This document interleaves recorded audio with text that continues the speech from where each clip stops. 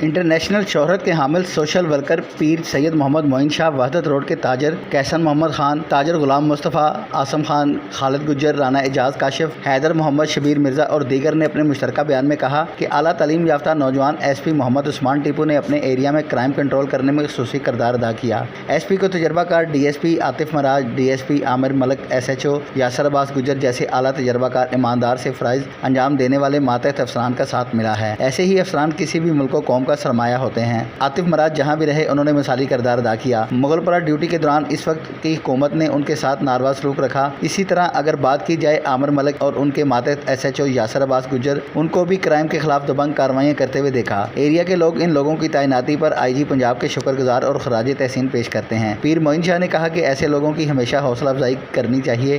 نوجوان S P Muhammad Usman Tipu سے ملاقات ہوئی تو انہوں نے کہا کہ میں خود عوامی خدمت پر یقین رکھتا ہوں اور لوگوں کو میرٹ پر انصاف دلوانے میں کبھی پیچھے نہیں ہٹا۔ کیمرامین ٹیم کے ساتھ Arshad Ali Ansari, city one news, Lahore.